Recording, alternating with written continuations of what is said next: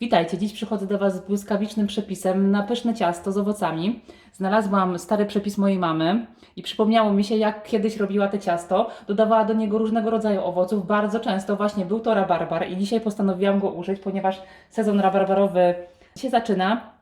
Bardzo często nie wiemy, co z nim zrobić. Mamy na kanale już przepis na lemoniadę rabarbarową, także polecam, podlinkuję Wam tutaj. Czego będziemy do niego potrzebowali?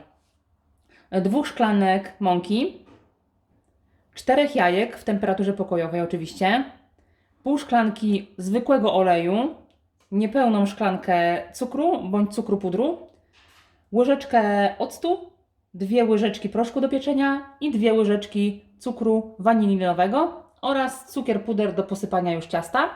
I w naszym przypadku będzie to rabarbar jako dodatek. Mogą być to różne inne owoce, jabłka, gruszki, banany. Pamiętam, jak moja babcia robiła te ciasto z jabłkami i bananami, też super pasuje. Jest to ciasto, które jakby wchłania te owoce do środka, nie zostają one na wierzchu, znaczy pewna część zostaje, ale generalnie są one wtopione w ciasto. Jest to super szybki przepis i uwaga, już zaczynamy w tym momencie. Jajka wrzucamy do robota kuchennego. Dosypujemy cukier, szklankę, u nas jest niepełna, bo nie słodzimy zbyt wiele. I cukier wanilinowy, 2 łyżeczki. I ubijamy na dość wysokich obrotach na gładką, jednolitą, białą masę. Ja w międzyczasie pokroję sobie rabarbar w małe kawałki, około półcentymetrowe. Rabarbar już pokroiłam. Ja miałam tutaj dość sporo, to jest mniej więcej 80 deko. Masa już prawie jest ubita, dlatego w międzyczasie przesieję 2 łyżeczki proszku do pieczenia i 2 szklanki mąki. Trochę napowietrzymy suche składniki.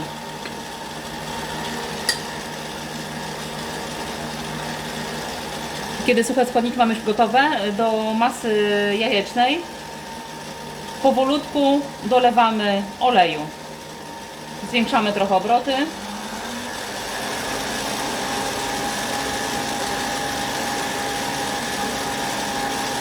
W czasie możecie nagrzać sobie piekarnik do 180 stopni, bo ciasto naprawdę jest już na finiszu.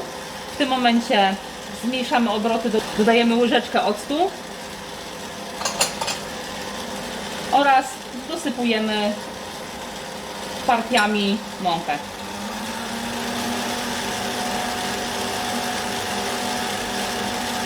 Ciasto mamy już gotowe.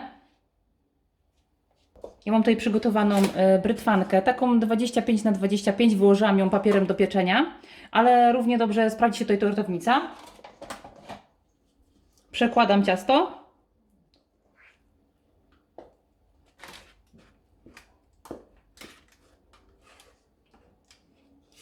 Jest ono dość gęste.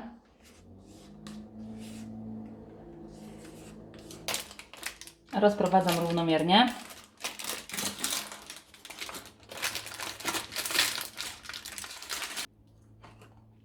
A następnie wysypuję na nie rabarbar.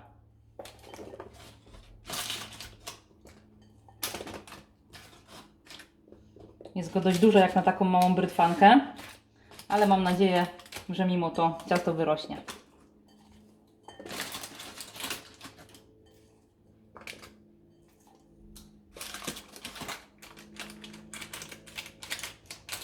Ok, i tak przygotowane wstawiam do piekarnika nagrzanego do 180 stopni, tak jak wspominałam, na około 45-50 minut do suchego patyczka. Niecała godzina i ciasto gotowe. Spójrzcie, jak ładnie wyrosło. Teraz pozostaje tylko posypać dość obficie cukrem pudrem.